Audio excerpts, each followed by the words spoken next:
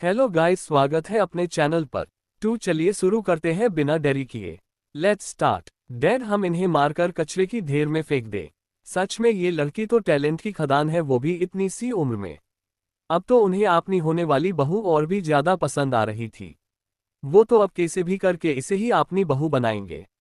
वहीं नियति की तारीफ होता देख रूही जलन और नफरत से उबल रही थी। क्यों आज का दिन सिर्फ उसका होना चाहिए था, सबको उसकी तारीफ करनी चाहिए थी। प्रखर भी उसका होना चाहिए था, नियति सब उससे छीन रही है। अब आगे। रूही नियति को गुस्से और नफरत से घूर रही थी, और ये बात नियति को भी पता था। पर उसे तो मजा आ रहा था। उसने तिरछी स्माइल लिए रूही को देखा।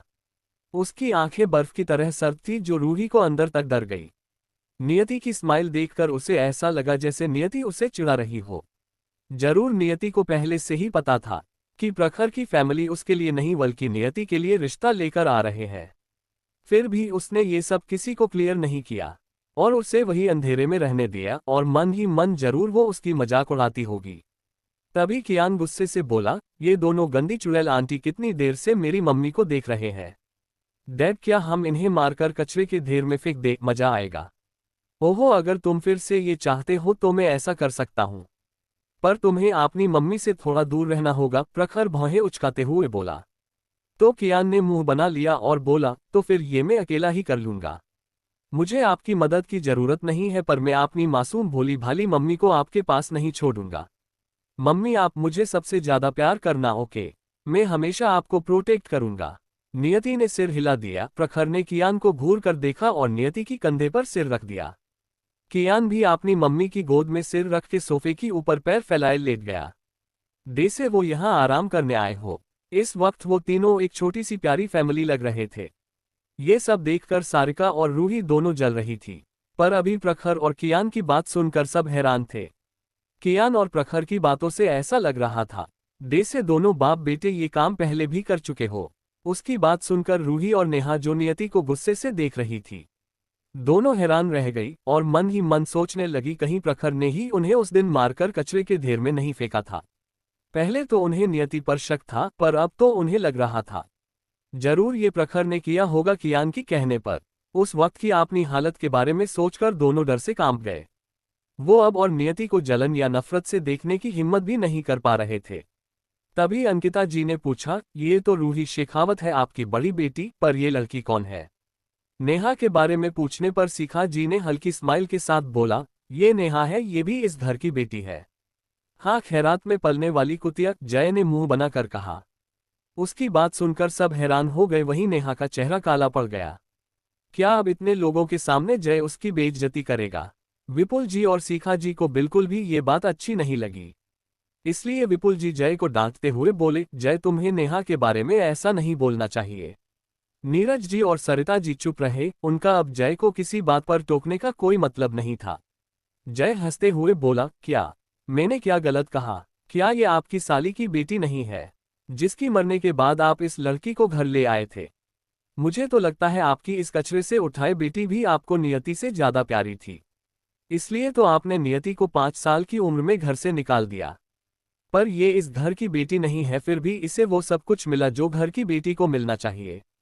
उसकी बात सुनकर सब हैरान हो गए। स्वाभिमान, जो अभी तक अपनी एंजल को अब गर्लफ्रेंड ना बना पाने की शोक मना रहा था, वो जल्दी से जय के पास आ गया और बोला, तुम क्या कह रहे हो, मेरी क्यूट परी को इन लोगों ने घर से निकाल दिया था।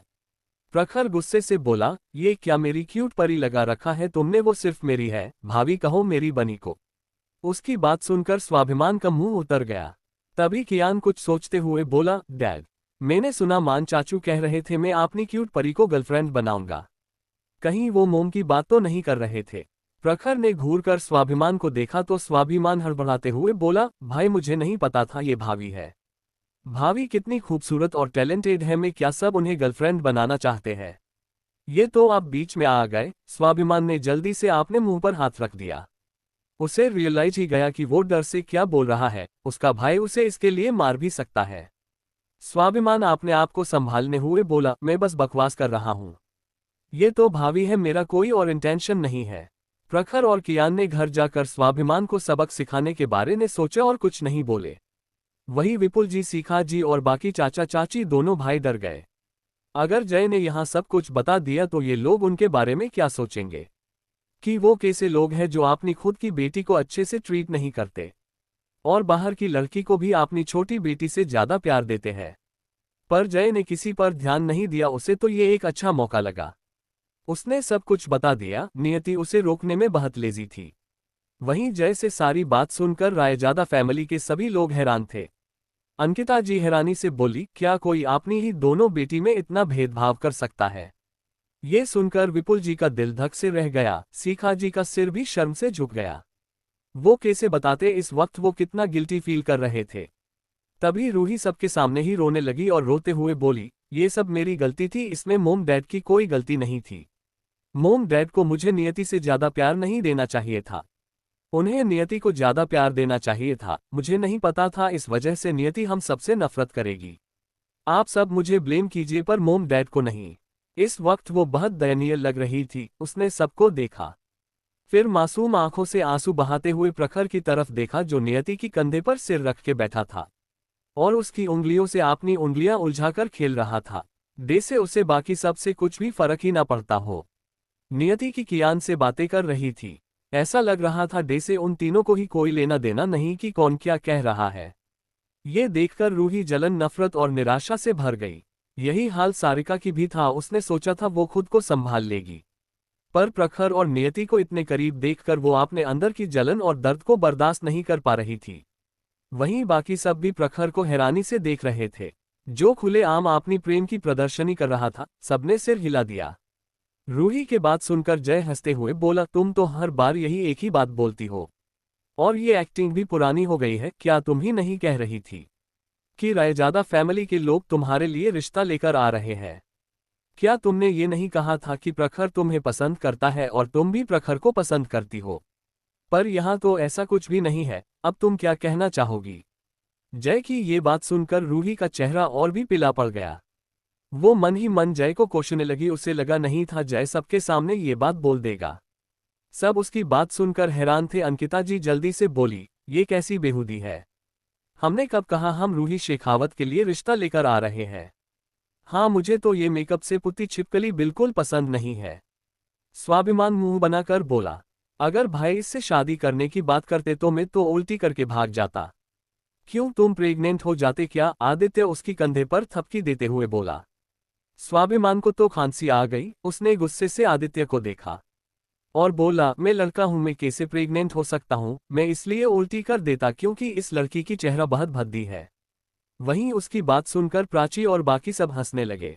वहीं अपनी बेटी की बेइज्जती होता देख विपुल जी और सीखा जी को बहुत बुरा लग रहा था। अमृत और अर्जित को भी अपनी प्रिंसेस के लिए बहुत बुरा लग रहा था। अगर यहाँ कोई नहीं होता तो वो जरूर जय को सबक सिखाते।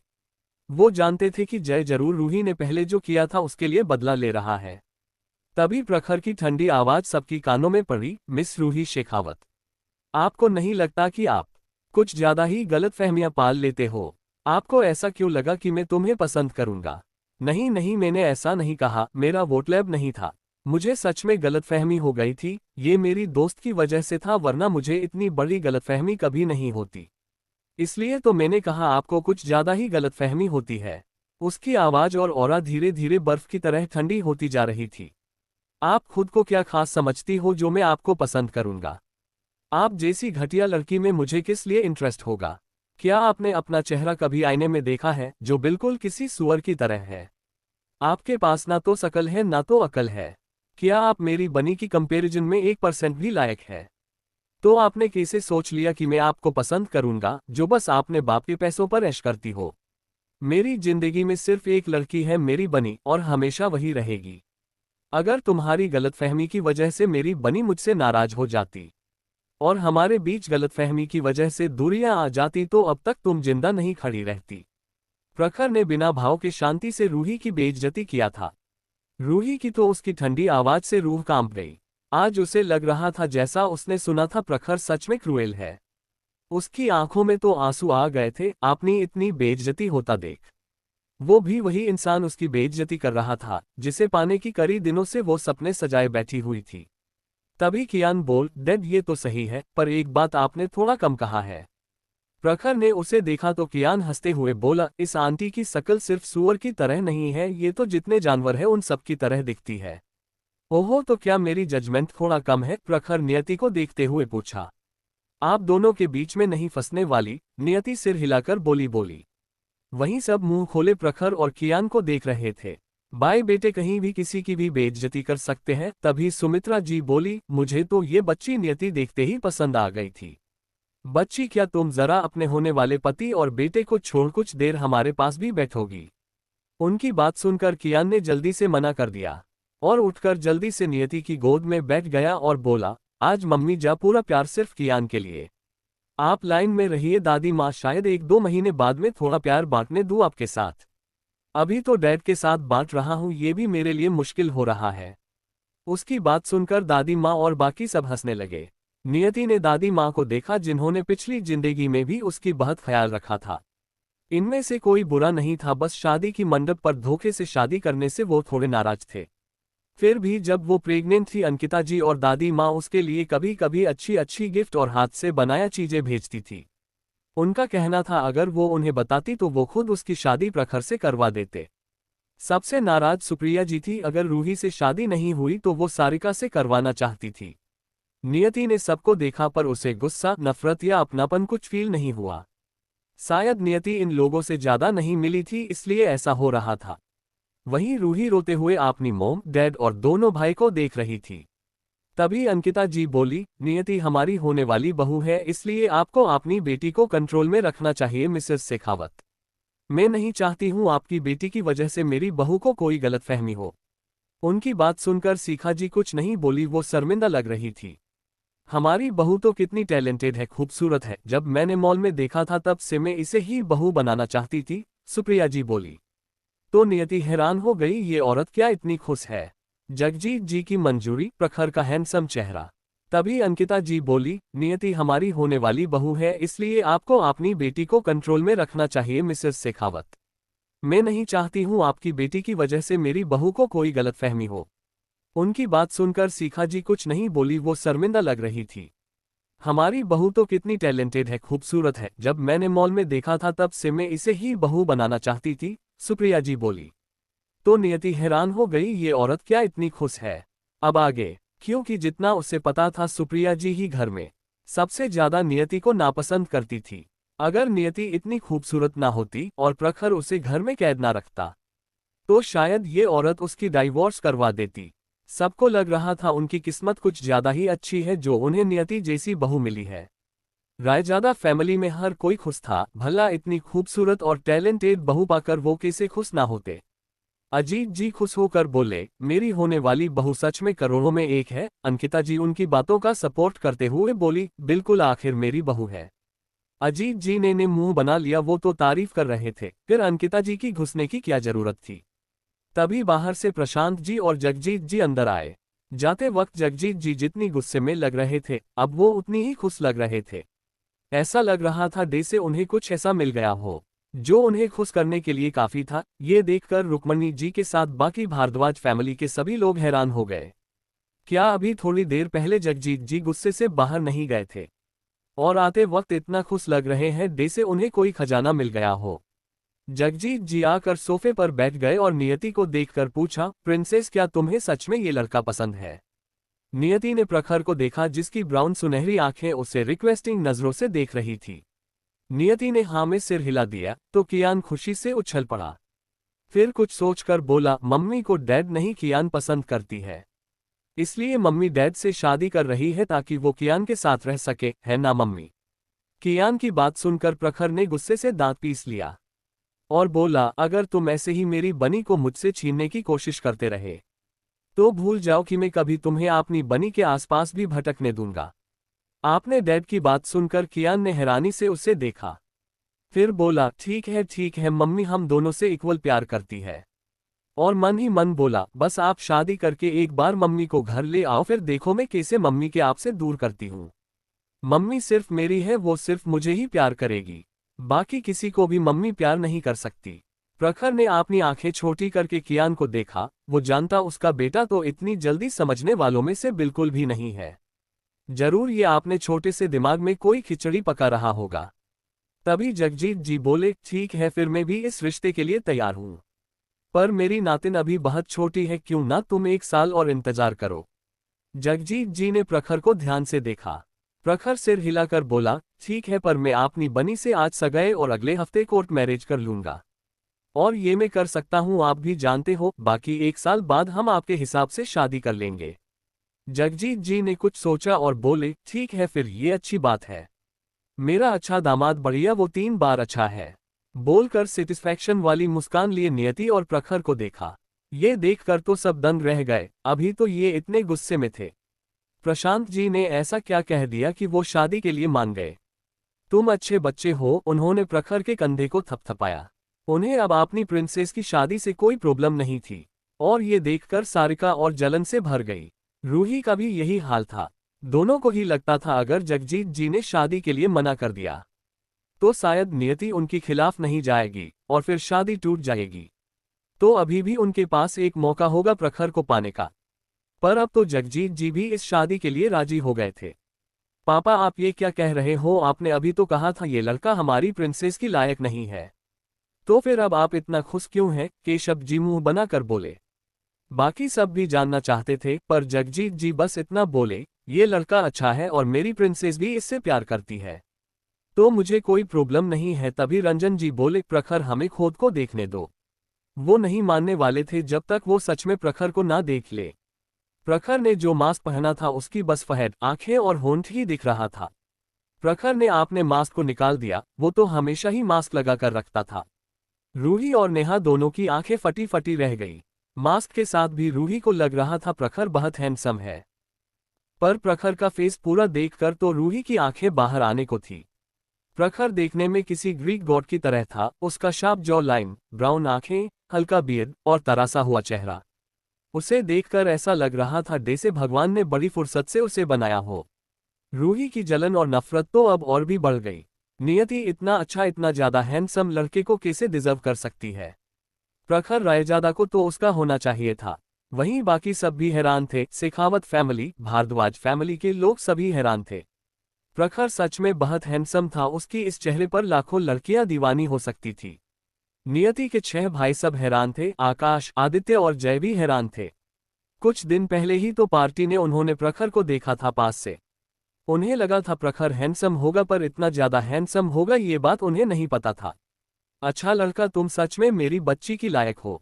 जगजीत जी हंसते हुए बोले। तो प्रशांत जी बोले, और नहीं तो क्या, वरना मैं क्यों तुम्हें इतनी बार कहता कि हम इन दोनों की शादी करवा देना चाहिए, ताकि हमें एक्स्ट्रा ऑर्डिनरी पोता पोती मिल जाए। सबने प्रखर और नियति को देखा, सच में दोनों मेड फॉर ईच अदर लग रहे थे। थोड़ी देर बाद राजनाथ जी बोले, ठीक है फिर अब हम चलते हैं, हमें शाम को सगाई की तैयारियां भी करनी होगी। भारद्वाज फैमिली के सभी लोग भी जाने के लिए तैयार हो गए, आखिरकार उनकी नातिन की सगाई होगी तो उन्हें तैयारियां तो करनी होगी। रुक्मणी जी बोली, क्या ये सब थोड़ा जल्दी नहीं हो रहा है? जगजीत जी भी उनकी चिंता को समझ रहे थे। पार्वती जी भी बोले, हाँ, क्या हम बाद में सगाई अनाउंस नहीं कर सकते? आज हमारी बच्ची की बर्थडे है। विश्वनाथ जी ने भी जगजीत जी से वही पूछा। जगजीत जी धीरे से विश्वनाथ जी के पास आकर बोले, ये लड़का बहुत अच्छा है, ये हमारी प्रिंसेस को प्रोटेक्ट कर सकता है, इसलिए मैंने इसे चुना है। विश्वनाथ जी ने अभी के लिए उन पर भरोसा करना चुना। बाकी अगर बाद में इस लड़के ने उनकी पोती को परेशान किया तो वो रायजादा फैमिली से भी लड़ने से पीछे नहीं हटेंगे। प्राची ने आकर नियति को हक कर लिया और बोली, मैं बहुत खुश हूं कि आप मेरी भाभी बनने वाली हो। मैंने तो छोटी बहन बनाने के बारे में सोचा था, अब मैं जब राशि और रुचिका को इस बारे में बताऊंगा तो वो जरूर शक हो जाएंगे। मैंने तो उन्हें भी इनवाइट किया था, पर वो नहीं आए, वरना मेरी तरह उन्हें एक साथ शक और सरप्राइज दोनों मिल जाता। नियति ने सिर हिला दिया। अंकिता जी बोली, क्या राशि और रुचिका भी नियति बच्ची को जानते हैं? प्राची ने हाँ में सिर हिला दिया। सब जाने लगे। तभी अंकिता जी लौटकर नियति के पास आए और उसकी गाल पर प्यार से हाथ रखा और बोली, मेरी प्यारी बहू, किसी की नजर ना लगे। वो इस वक्त बहुत एक्साइटेड और खुश थे। उन्होंने नियति की माथे पर किस किया और भाग गई। प्रखर हैरान था, ऐसा लग रहा था जैसे उसकी मोम बच्ची बन गई है और छुपकर आपने पति को किस करके शर्मा कर भाग रही है। कियान छटपटाते हुए बोला, दादी माँ, आप मेरी मम्मी को किस नहीं कर सकती? मैं अलाउ नहीं करता हूँ किसी को भी मेरी मम्मी के पास आने को। कियान प्रखर की गोद से उतरना चाहता था। मुझे मम्मी के पास ही रहना जन, आप वापस शाम को आएंगे तब मैं चला जाऊंगा। छोड़ो मुझे डैड, कियान प्रखर की हाथ से छूटने की कोशिश कर रहा था। चुप, वरना कभी मैं तुम्हें अपनी बनी के पास नहीं आने दूंगा, प्रखर गुस्से से बोला। वो बिल्कुल भी आपने इस शैतान बेटे को अपनी बनी के पास नहीं छोड़ने वाला था, वरना ये लड़का उसकी बनी को हर वक्त उसके खिलाफ भड़काता रहेगा। कियान जाते हुए पीछे नियति की तरफ देखकर, मम्मी मैं वापस आ जाऊंगा। वो सब गेट से बाहर चले गए, सब गाड़ी में बैठने वाले थे। प्राची ने फिर से एक नज़र प्रमीत को देखा, जो अपने कार की तरफ जा रहा था। प्राची का दिल दे से धक धक कर रहा था। तभी स्वाभिमान ने उसके कंधे पर हाथ रखा तो वो डर गई कि कहीं किसी ने उसे प्रमीत को देखते हुए तो नहीं देख लिया।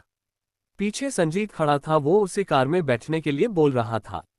प्राची ने राहत की सांस ली, अच्छा हुआ किसी ने नहीं देखा।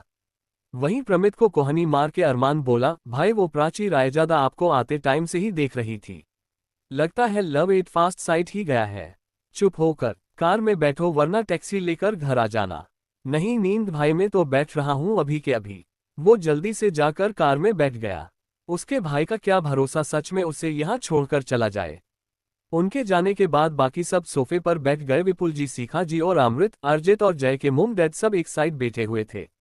किसी ने भी एक बार उनसे बात करने की या पूछने की जरूरी नहीं समझा।